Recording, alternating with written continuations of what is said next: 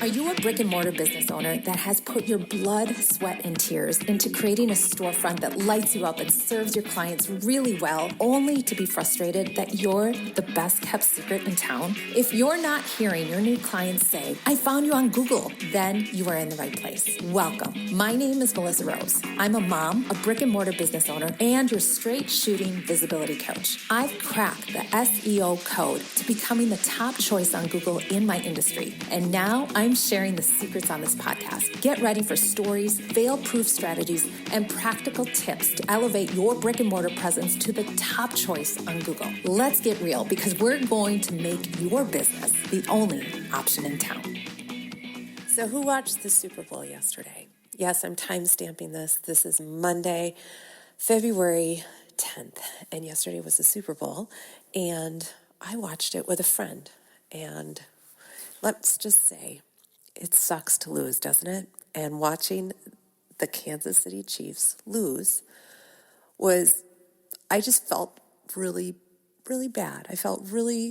I wasn't cheering for anybody, but to lose really big like that on a big screen where a lot of people are watching, all I could think about was what is going through all of their minds, right? Especially when it got to the point where there's just, the game is done, right? So how does this relate to business? Of course, I'm going to bring it into business. We have setbacks in our business all the time, daily, right? The highs and lows of business. And how do we navigate that? So we are going to talk about that today. But before, as always, your PSA is to go grab your blog post that you wrote this past week or this past month, or maybe a social post that's a little bit more evergreen, and bring it over to your Google Business Profile. What do I mean by that? Well, you need to grab my free Google Business Profile workshop. This is a 30-minute workshop where I walk you through all the bells and whistles of your Google Business Profile and get that thing optimized, because that is the foundation of great SEO. That will help your people find you when they are searching for your products or services. Social media gets you followers, which is all fine and dandy, but your Google Business Profile gets you buyers. It is going to help you get more people coming in the door and buying your products and services. And I know this from firsthand experience, because I have a brick and mortar business, and I ask every single person who walks in my door, how did you find me? Who told you about me? Who told you about us? And they always say Google, and then they will say, oh, and so recommended you as well. But they are searching their phones for your products and services, and you want to come up first. So go grab that workshop. The link is here in the bio. Otherwise, go to Brick and Mortar Visibility and click the Work With Me tab. There's some free stuff there, as well as my paid options. All right, so let's dive in here. Watching the game. First of all, I have 5 kiddos. My baby, Ezra, is a huge Patrick Mahomes fan. Okay, they have similar hair. And so I secretly was rooting for them. But as I was watching them come out, everybody was booing. I'm like, what the heck? Why are they booing? And then the people around me just said the Eagles are kind of the favorite to win or something, or at least people wanted the Eagles to win where I was. And that's truly what happened. So watching them struggling, and nothing was working. Like, everything was going not right. And I'm an empath, so watching that in real time, I genuinely was like, oh, that's hard. How do you handle that? How do you handle it when it's like you're down by 30 and there's like 9 minutes left in the game? Like, how do you do it? How do you just keep going? Now, I have had setbacks in my business, and I have had things in my business that don't maybe produce the results I want. And that is on me. That's a whole other side tangent of our expectations creating the disappointment. But as long as things are propelling forward, great. But when you are in a situation where this did not work, it sucks and it's hard, especially if there's a lot of spectators or a lot of people counting on you, Or in my case, I had an event last year this time that just flopped, and it was very visible, and it was very embarrassing, and it was very humbling, and it was just all those things. And I want to talk about that because it's going to happen, if it hasn't happened already, on a big scale. And as we were watching the game last night, I was with a friend, and he said he was so happy that it was a blowout. There wasn't a chance. It wasn't a close game. He said something like, sucks to be them. And I said, yes, however, and I meant everybody on the losing team, this is setting them up for something great. And I always try to remember that when something bad is happening or something hard is happening. This is setting me up for something better. This is a redirection. This is a time to think, to recalibrate, and set myself up for future success. So I want to talk through just 3 things that we can do when we're in the midst of that, all right? And I hope that maybe you save this or share it with somebody who's maybe going through something really hard right now. And this is not just business. This is personal and business. This is life, right? With our kids. This is things we can talk to our kids about. You're going to have hard times, okay? And these are opportunities to grow. And we need to be thankful for these opportunities, as hard as they are. And believe me, there have been times I've been on the floor, on my knees, crying and asking why and how, why can I get better or do better, or why is this happening? But they are setting ourselves up. So number 1, we need to pause and assess. So there is nothing wrong with having a pity party. I am full on. If you're feeling it, if you need to have a good cry, if you need to just go and be quiet and be by yourself for a day or 2, great. You need to do that. You need to honor yourself. I'm a fan of yes, forging forward, but we do need to take a space of time and just experience the emotion of just letting it purge out of us. And that's okay. And I highly recommend it. My daughter is really great at that. She will just and she knows this about herself at such a young age, that she will just literally have a huge cry and then be like, okay, I'm good. And I just laugh because she's doing what she needs to do. So take that time, but then take a step back and process or think about what is working, what did work, what didn't work, and you write down and you document. And maybe you're a talker like I am and you audio process, or maybe you journal, or maybe you get that Google Doc out. And now I want you to assess and really think about what things didn't work. Did you not have enough leads or foot traffic coming in? Or did you not market consistently? Or were you not saying the right things in your marketing? Were you not maybe connecting with other people to help you? Did you not ask enough people? Did you not rely on your team enough? What did you not do right? Was the timing wrong? There's so many things depending on what that setback is. So that's number 1. Number 2 is get an outside perspective. I am a big believer in talking with other people, and because you're so far in the weeds with your own stuff, right? So it's really nice to get another perspective. Ideally, somebody in the same industry, maybe not in the same area, but maybe a state away, or a friend in the industry. Maybe if you have a business coach or mentor, talk to them, or your mastermind. I'm going to give a selfish plug for my mastermind, Level Up. But a lot of times we're just too close to it. And I often will be like, okay, this is a good offer. This is a good product that we're putting out there. Why is it not landing? We have a blue ocean here. Why is it not working? What can we do better? Is it the timing of the day? Is it the cost? Is it the way I'm saying it? what is it? So asking for that outside perspective, that can be so helpful. As I get older, I have learned that taking care of myself is non-negotiable.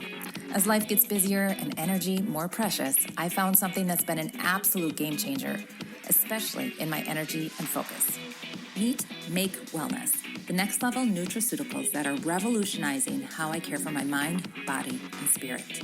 These clean, science-backed supplements are crafted to help you feel amazing from the inside out. With powerful bioactive ingredients and a no BS commitment to transparency, Make Wellness is here to fuel your focus, boost your energy, and keep you thriving every single day. Ready to feel unstoppable? Go to the link here in my bio or head to msmelissarose.com/tools to see this product and my other top products that I use every single day. So we have number one, we're going to pause and assess. We're going to take stock in what we see, and then we're going to ask some trusted people, some friends in the industry, maybe even some really good close clients that you could ask, and get some outside perspective. And then number three, reframe and take strategic action. So 2 questions that are more helpful than why isn't this working? That's not a helpful question. Ask, what can I do? Or how could I do this? Or how could we do this better? Or what could we do better for next time? And that will create creative energy and answers to the problem.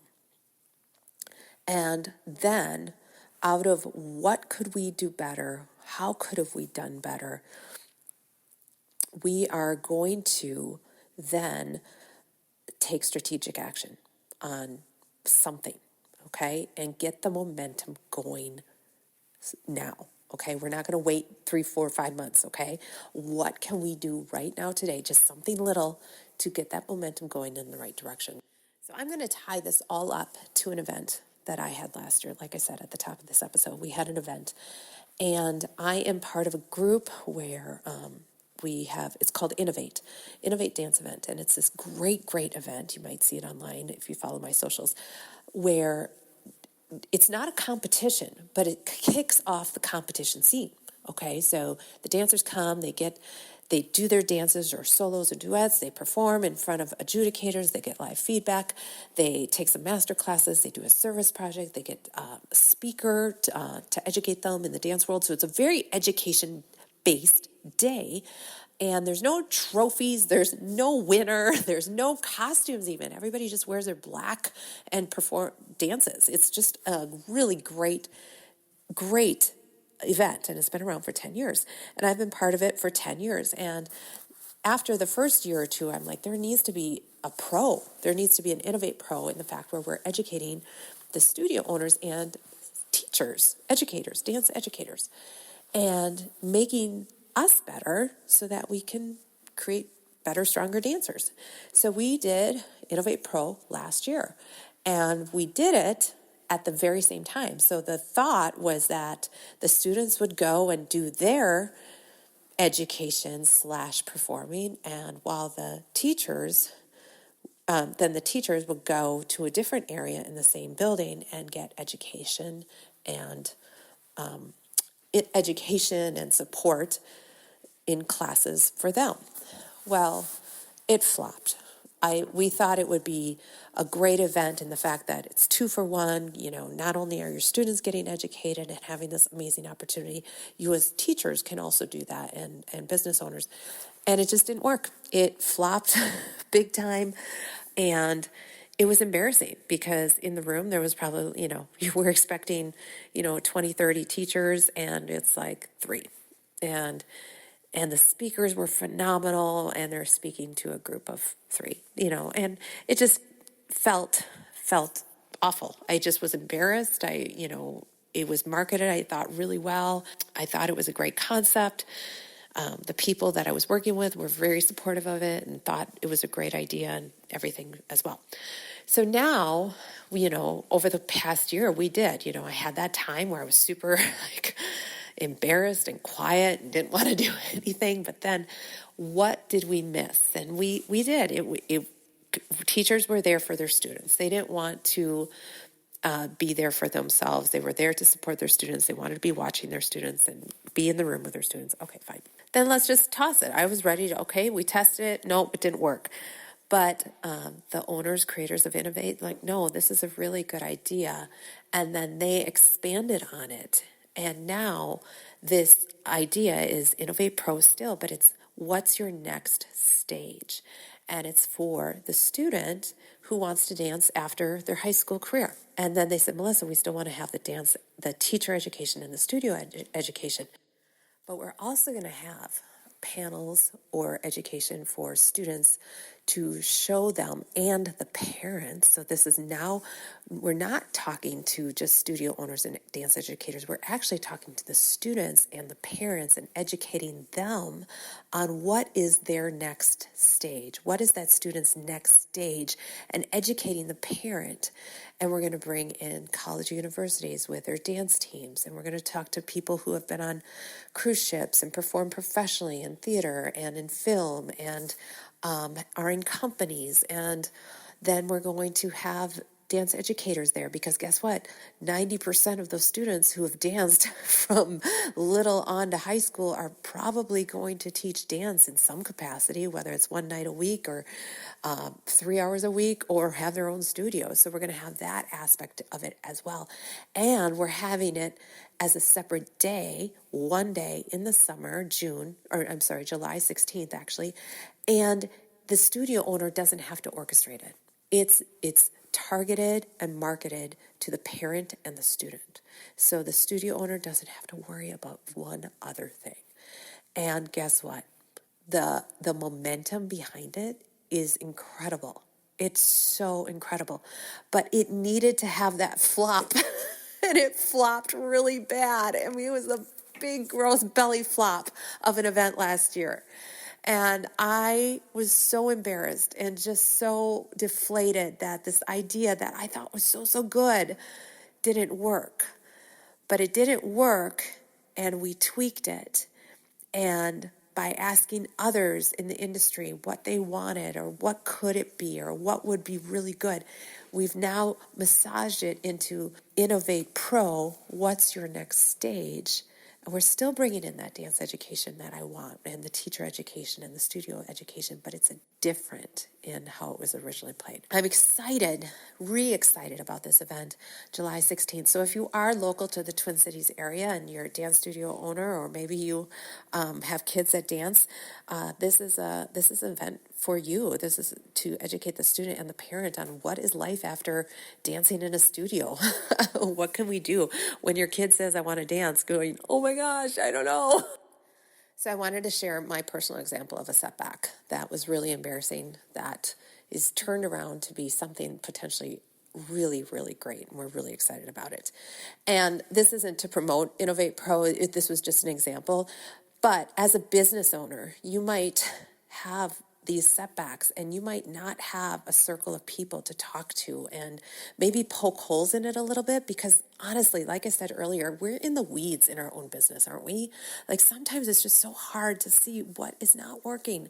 So if you are needing or wanting a group of people that you can trust and that you can be transparent with and you can be open with, I invite you to come to Level Up.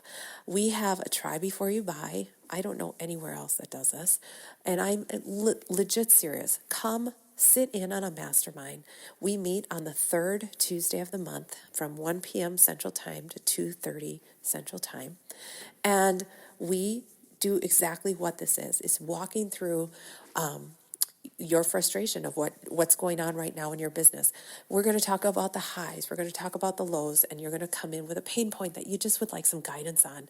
And everybody goes around in the room, and you get to share. You get to get some feedback. I facilitate it. I also come in with a training, and it's just such a great time to unload your shoulders a bit, right? Get some perspective, get some outside feedback. And that's what I love, is that you're getting some perspective and feedback, not necessarily from people in your industry, which is also so helpful, because they might have an idea that just makes you think out of the box a little bit bigger and works. So come try Level Up. The link is here in the bio. You can message me, melissa@thedancinghost.com. I'd love to be part of your next level up. If you haven't left an Apple iTunes rating and review, I invite you to do that right now. That way I can shout you out on the podcast. I would love to do that for you. All right, everybody, have a great week. We will see you here, same time, same place next week. All right? Peace. Have a great week. Bye-bye.